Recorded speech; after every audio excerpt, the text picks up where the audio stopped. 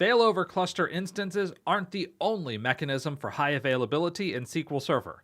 Let's talk about another one today.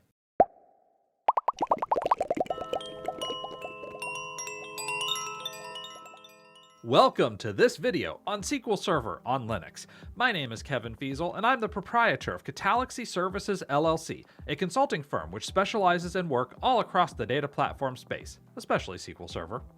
In the prior video, we had some extended classroom time in talking about the failover cluster instances in SQL Server on Linux.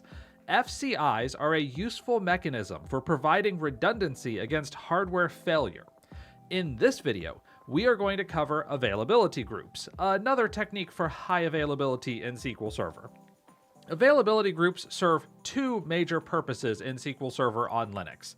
The first purpose is to act as a way of providing high availability to one or more databases in a SQL Server instance. Unlike failover cluster instances, we do not need shared network storage for an availability group, so this is a viable option if you're using direct attached storage for each server. The second major purpose is to provide read-only scale-out, assuming you have each of the instances licensed. Read-only connections can query against the secondaries, leaving the mixed read and write activity to the primary. A good example of this is if you have a lot of Power BI datasets reading from your local database. In that case, we'd like those queries to run against a standby version of the database so that resource-intensive data retrieval operations don't impact our ability to write data in a quick and efficient manner. And, unlike a data warehouse, there's no delay in when we get to see our data, so our read-only scale-out queries can return exactly the same results as our writable primary, reducing the risk of user confusion. There's a lot more to availability groups that we could dive into over the course of an entire series, but I want this to be a show video, not a tell video, so let's get showing. I have 3 SQL Server on Linux virtual machines running for this demo, and they are called SQL AG0, SQL AG1, and SQL AG2, respectively. They are all fresh SQL Server on Linux installations with nothing special, so no SSIS, no Polybase, Active Directory, or anything else that we've covered in this series. I'm on SQL AG0 right now and have the terminal open. The first thing I'm going to do here is enable HADR, that is, High Availability and Disaster Recovery. To do so, I'll run mssql-conf and set the value of HADR enabled to 1. After doing that, I need to restart the SQL Server service, so let's do that. SQL Server is running once again, and we're almost done with this instance for a moment. The last thing I need to do is make sure that I have OpenSSH installed on this machine, as we'll use it to copy files around later. I'll also create a directory to host some certificates. This will take a moment to install, but once it's done, SQL AG0 is ready to go. I'm going to need to repeat the actions for SQL AG1 and SQL AG2. Give me a moment as I do this slightly repetitive work, switching over to another VM, running the command to enable HADR, restarting SQL Server, and then installing OpenSSH. Eventually, though, I will have it done for all 3 instances, and we will be good to continue the process. So let's wait till I'm done. The next step is going to involve some T-SQL work. I'm going to use Azure Data Studio to do this work, so let's switch over to that tool now. In Azure Data Studio, I'm already connected to each of the 3 SQL AG boxes. In the Databases folder for SQL AG0, we can see 2 databases, one for analyzing business data and the other contains bus data. If I drill into the Databases folder for SQL AG1 and SQL AG2, we can see almost exactly the same thing. The difference is the databases are in recovery mode. This is important because, in order to create an availability group, I need to have a common starting point based on a full backup of a given database, and then I need to leave those secondary databases in a non-recovered state to guarantee that we won't have any divergence from the primary before we set up our availability group. I'll open up a new query tab for SQL AG0 and make sure I'm in the master database. Inside here, I've got a bit of T-SQL to run. Let me paste all of this in and we'll talk about it step by step. Line 1 has me create a master key for the instance, using a strong password for encryption. Lines 4 and 5 then create a certificate that I'll use for my availability groups. Line 8 backs that certificate up to a file. I'll need this certificate for my secondaries, but even if I didn't, it's still a good idea to have a backup of your certificates in case something goes wrong. Lines 11 through 15 then create an endpoint, listening on TCP 5022 and open to any IP address. As a quick note, if you did follow along with the prior video where we enabled a firewall on the Linux VM, you would also need to add a firewall rule to allow TCP 5022 traffic. Also, on line 15, we see role equals all. There are 3 valid options here: witness, partner, and all. This goes back to the concept of database mirroring in SQL Server, and for an availability group, just select all here. Now let's run the script on SQL AG0. It will take a couple of seconds to complete, but we should see several indicators of success as we do, and eventually it'll be done. We are going to need to run similar scripts for SQL AG1 and SQL AG2. Let's open up a new connection to SQL AG1. Then I'll paste in the following to run against that instance. This is basically the same as what we used for SQL AG0, except that the certificate name and the subject are different. And the last step is to do the same thing for SQL AG2. So allow me to open up the script, paste it in, run the process, and we'll wait for everything to complete. Now that we have our certificates, I'm going to switch back over to SQL AG0's terminal to perform the next step. Let's switch over to the root user to make this a little easier.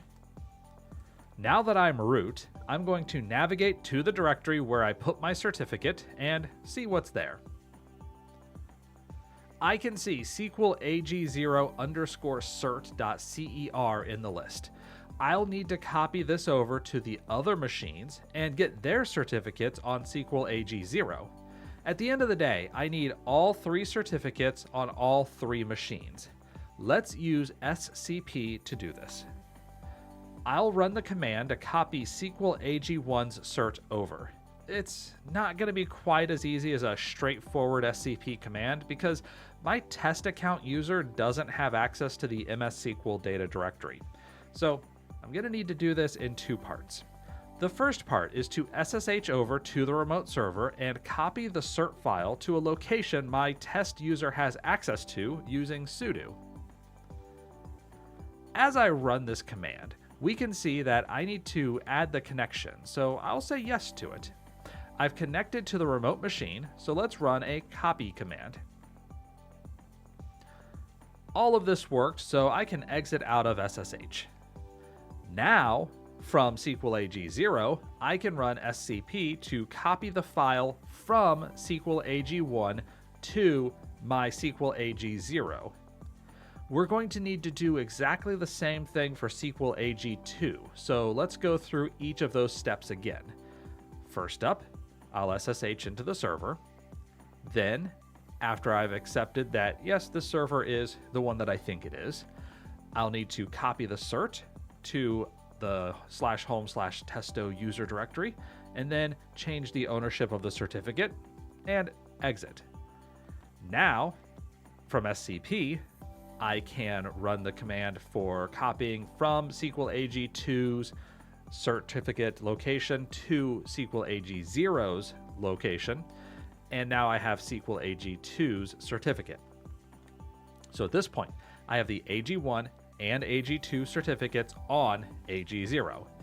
Now let's make sure that the SQL Server service account can read these, so I'll change the owner for both of them. Let's quickly test to make sure that everything looks fine when I run ls. this is looking good.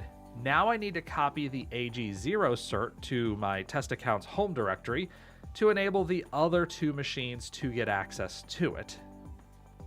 Okay, that's what I've got for SQL AG0. Now I'm going to switch over to SQL AG1. The commands here will be similar, so I won't provide very much commentary at this point. The good news is, because I have the cert file already available to my test user on all three SQL AG boxes, I don't need to use SSH anymore. Instead, I can simply run SCP to copy. I'll be sure to copy from SQL AG0 and SQL AG2 onto SQL AG1. And now it's time to do the same thing for SQL AG2. I hope you'll forgive me this somewhat repetitive action, but it is necessary for us to continue. I'll run these commands one at a time, making sure that I grab the certificates from AG0 and AG1 this time around. It'll take me a few moments to get this all pasted in. I'll have to enter my password a few more times and get everything in position for the next step. But once I do, we're in good shape. We have all three certificate files on all three instances. Now we can continue. And to continue, we will go back to Azure Data Studio for the next step. Now it's time for a permissions do-si-do. For each one of these AG machines, we are going to need to do some work. Let's start with SQL AG0. I'll open a new query window and make sure I'm in the master database. First up, lines 1 through 5 create a login and user for AG1 and AG2 respectively. Lines 8 through 12 restore the AG1 and AG2 certificates and provide authorization to the appropriate user account. And lines 15 through 17 allow each login the ability to enable connections over the AG endpoint on TCP 5022. Now I need to do the same thing for SQL AG1. I'll open up a new query window and run the following set of commands.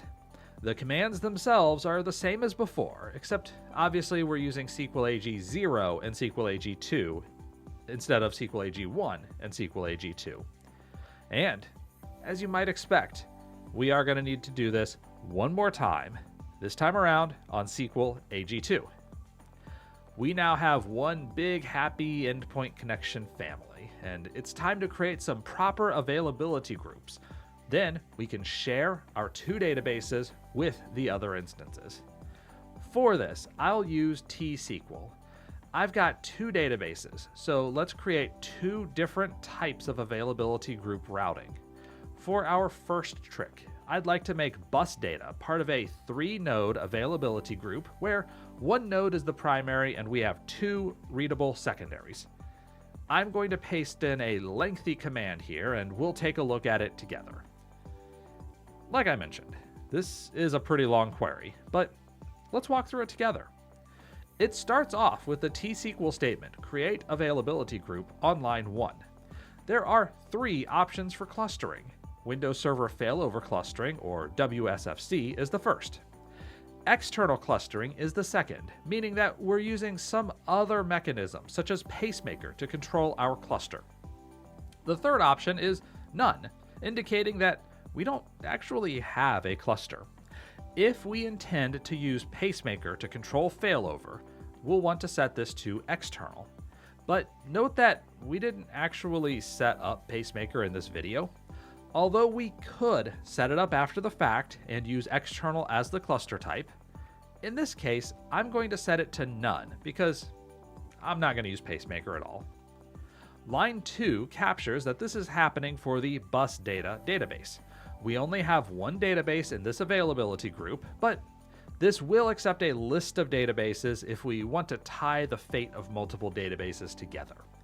Any databases not in this list will not be part of the availability group, so our analyzing biz data database will not switch over to another host if we fail over the availability group, so keep that in mind. Then we have 3 major blocks, one for each of the servers in our availability group. Lines 3 through 14 cover the first server, SQL AG0. Lines 15 through 26 cover SQL AG1, and 28 through 40 handle SQL AG2. For each one of these, we will need to include some details, so let's focus on SQL AG0 here.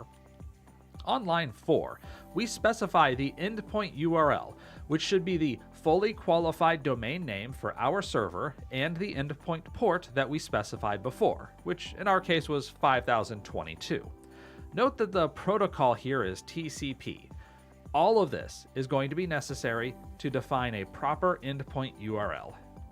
On line 5, we specify that the failover mode will be manual, meaning that we will not get automated failovers from Windows Server failover clustering, obviously, or from an external source like Pacemaker.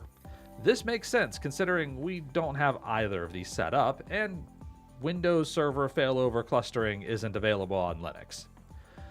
The availability mode is how we can tell SQL Server our capacity to tolerate losing data. I've set this to synchronous commit. What that means is, whenever SQL AG0 is in the availability group, we will need to commit to SQL AG0 before a transaction officially completes. As we can see on lines 19 and 32, all 3 nodes are synchronous commit, so all of them need to write the transaction before we consider it done. As an example of this, suppose that SQL AG0 is the primary node for this availability group. I connect to its bus data database and insert a new row. In order for SQL Server to complete this transaction, it needs to write data not only to SQL AG0, but also SQL AG1 and SQL AG2. This means that if I have a slow network connection between the 3 points, every transaction will slow down until the slowest of these machines has the data. The alternative here is asynchronous commit, which will not block a transaction from completing on the primary, but will run the risk of data loss if all of your synchronous nodes go down. The next section, lines 7 through 12, describes the behavior assuming SQL AG0 is the primary. In that case, we allow read and write connections on our primary, and we also have a routing list for read-only connections, shunting users off to SQL AG1 or SQL AG2 if they connect with read-only intent. And I'll show an example of that later on. In the meantime, line 13 covers what this instance will do when it is a secondary. In that case, we allow any connection to access the database while SQL AG0 is a secondary node in the availability group. The alternatives are that we could limit this access to connections with a read-only application intent, or we can deny all connections. One thing I do want to point out is, even though connections with the default of read and write intent can connect to the bus data database on a secondary with this configuration, we cannot actually modify data on secondaries, as I'll show in a little bit. Also, we need to tell the availability group how to contact SQL AG0 when it is a secondary, so we have the routing URL going to port 1433, as that's where SQL Server itself is listening.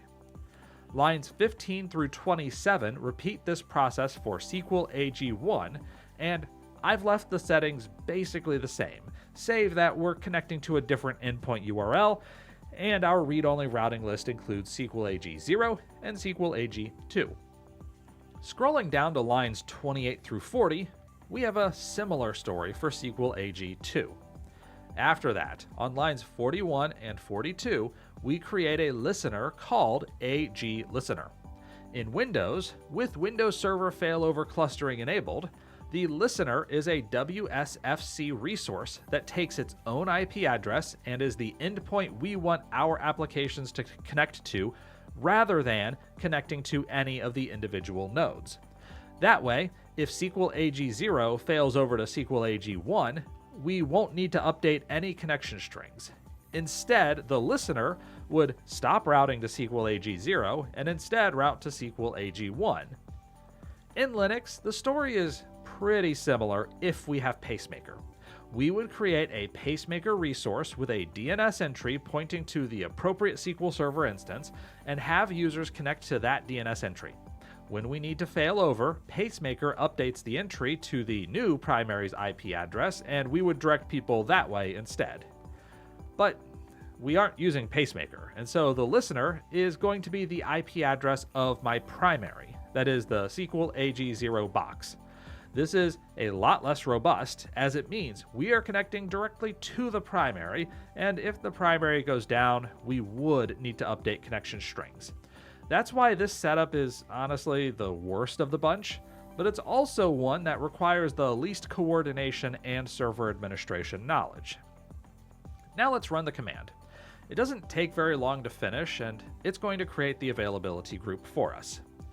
The next step is to go to each of the secondaries and complete the setup. So I'm going to switch over to the next tab, which is already connected to SQL AG1. Here in SQL AG1, we have two commands. The first is to alter the bus data availability group and join it with the cluster type of none. SQL AG0 already set the foundation for this availability group on SQL AG1, so we just need to join to it.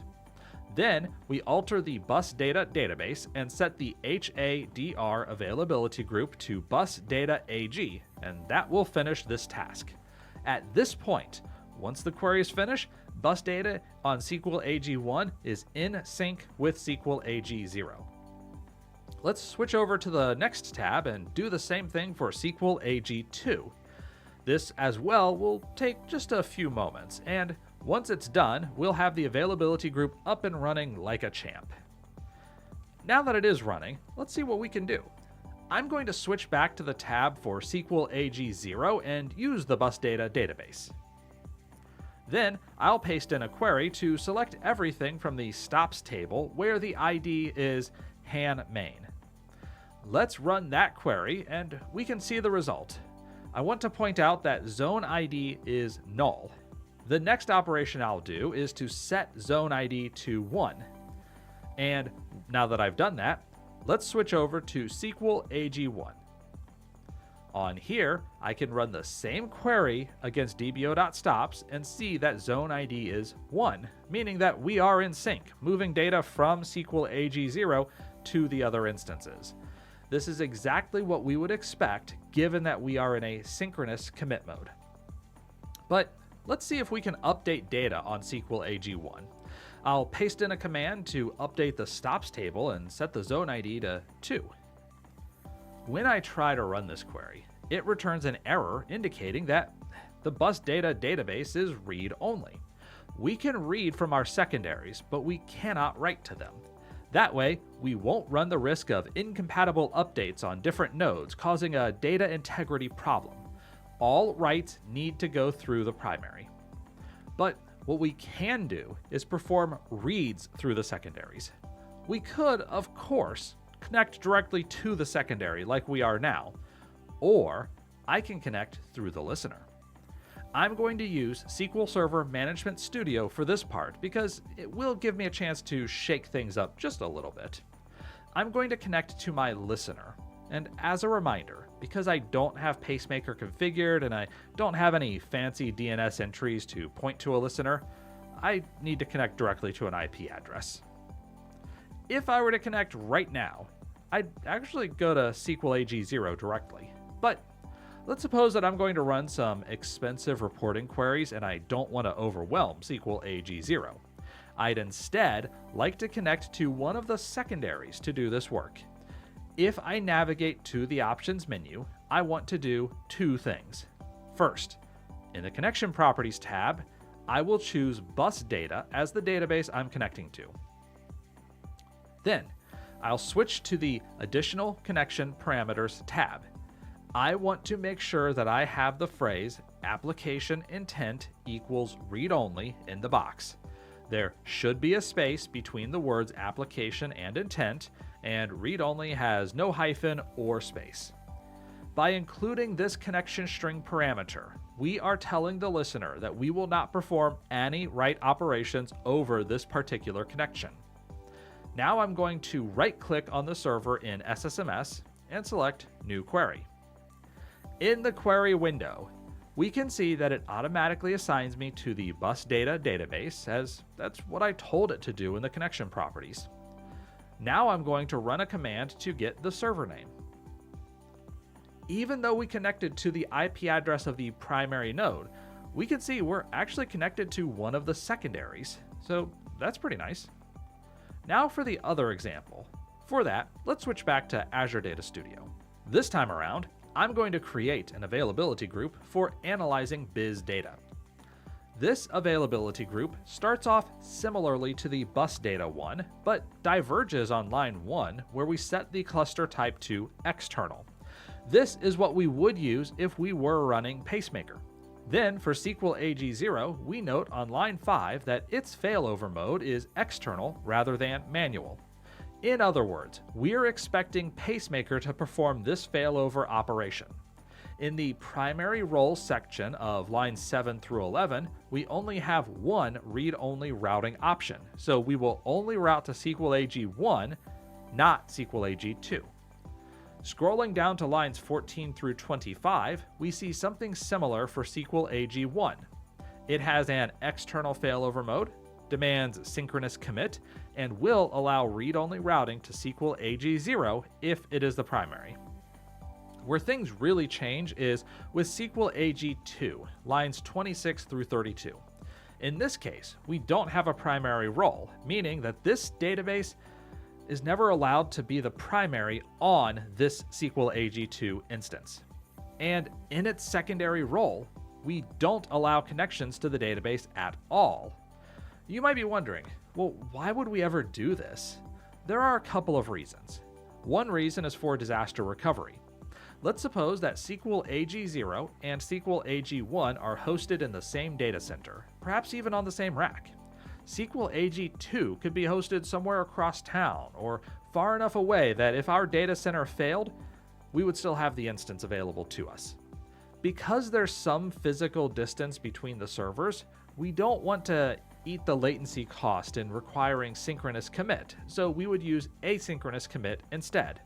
That way, we might lose some data, but we likely would not lose much committed data in the event of a server crash.